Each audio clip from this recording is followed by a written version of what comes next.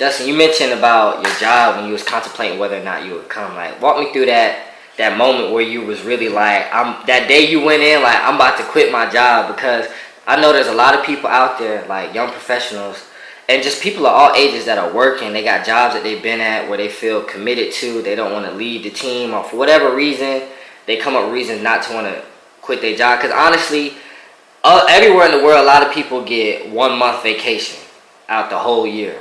And sometimes they can take that entire month at one time. Where in the United States, it's really hard to get time off. Like, if you keep asking for too much time off, some bosses will just fire you or let you go. You know what I'm saying? So, but tell me about that process, where you were like, I'm about to go in and quit my job. So, I guess it really started when I, had found out about the trip, and then the offer was given to me to come. So it really began with all the different scenarios in terms of, if I quit my job, what am I going to do when I get back? Like, will I be able to come back? Is my resume good enough? Have I done enough here to make sure that I'll be okay when I return? And, it was just a matter of going down all these different scenarios and really just asking myself, is this worth it? And it ultimately was. So I kind of had a conversation, I believe it was December 8th or something, where I had to give my 2 weeks, and I was just explaining to my superiors, this was a good opportunity, but this other opportunity of traveling, it's something that not a lot of people get to take. And I'm young, I have a degree, not that having a degree matters, but I have options. So it was just something that I felt I really wanted to do, and I was willing to accept the consequences of doing it. Uh-huh. It's just something you have to be comfortable with. Yeah, just taking that leap. What about you, Terrell? I know you quit a little bit earlier than Justin because you met me in Panama, but really a no-brainer. I always wanted to go to South America. It was definitely easy to have another person there. So if I wanted to do it and somebody was on board, you know what I'm saying? I'm always on board. You know what I'm saying? So yeah. Shoot, it's nothing to me. Young. I was 24 at the time, 23, around that age. So like I said, first job, just getting my feet wet. First job out of college, right? First job out of college, yeah. Went to IT, first job out of college. Did 2 years, so I got my feet wet a little bit. It was also easier that, your first job, we paying you a little lower than what you think you deserve. So it was an easier transition for me. And like I was telling JT, he has more experience than me in his field, so I was telling him, like, it's not guaranteed now, but I was telling him, like, hey, you leave another job, you're soon to get, somebody's gonna pay you more because you already have that experience. So I didn't really have to really talk to anybody. I know I was talking to him every week. Hey JT, what you thinking? What you thinking? Or him and another person just, I talked to so and so, they tell me to do it. I talked to so and so, they told me to do it. Da da da da da da da da. Ultimately, we all came together. So yeah, and it gave y'all an opportunity too to save up, man. Yeah. I know a lot of people will work, part-time jobs, but you had a. I know your jobs weren't. I think JT, your job was salary based, but y'all was making money that y'all could actually save up for the trip. Because one thing that a lot of people always come to me is how do you afford stuff, and it's just simple, just save your money. Because if I really think, cause I had been planning to take the gap year long before I ever approached y'all about South America, so I was already on saving mode. But it always amazed me how y'all were able to save, and literally, I know y'all had savings before you knew about South America, but it's just crazy how y'all really crunched down and saved your money because y'all knew that y'all was about to take this trip in like a matter of like 6 months basically. To be fair, I believe it was a little longer than that. I was already prepared to go. Yeah. For a long time. You know what I'm saying? So a little longer. when JT was talking about, I told him about the trip. I probably like, remember we went on a hiking trip, all of us. You know, Yeah, we so it went was to like, Hanging Rock yeah, here so in it North was like Carolina. June. Yeah, it was around May, June-ish. That, you know, before, you know, that was before, we talked about the trip before that. So we was in same mode for a while. I mean, JT always been, you know what I'm saying, he a better budgeter than I am. So, but yeah, we always, you know, but you're right, you're right about the saving. So, tell me about, how did your parents feel when you told them about this trip? Because because it's like, for a lot of people that want to travel, like these are definitely quitting their job if they have one is like top 3 reasons why they like hesitant to just go. And the second is sometimes what their family gonna think. You know what I'm saying? Our family has a lot to do in terms of influencing us in terms of the decisions that we make in our life. But how did your family take to this news when you told them about what you were going to do? I'm gonna go first because he has a better. He has a JT got a bigger story than me. He had more stuff to do. Yeah. And I really commend him on the steps he took, especially at the late stage, to take to come on this trip. But for me, my parents just thought I was crazy as hell. I mean, they supported me. Yeah. I ain't never done that wrong to this point. You know what I'm saying? Every step I've made has been might have been out the box a little bit, but my parents definitely thought like, I guess he know what he doing.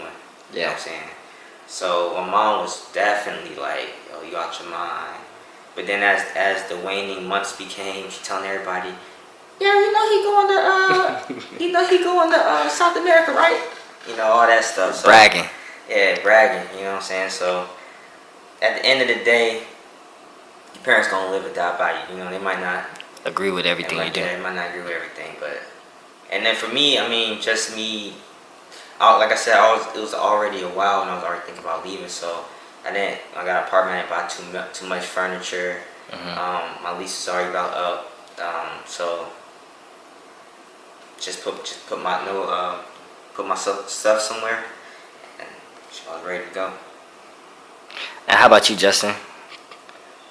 So, I guess starting off with my mom, well, I guess starting out with both. I mean, I guess they had said they weren't surprised that I was gonna go. I guess just based on how much I was talking about it, because I know I'd always tell them, updates with what y'all were doing related to the trip. So I guess they started to get the impression that I think he's really considering going. Yeah. So when I finally told them, I told my mom, she was like, "I don't agree. I'm terrified for you to go because, I don't know anything about South America. If you were to get in trouble, how would we come get you or anything? But, you're grown and you make your own decisions. Yeah. So I can just support you however I can." And then with my dad, he was like totally against it. He was like, "It's crazy.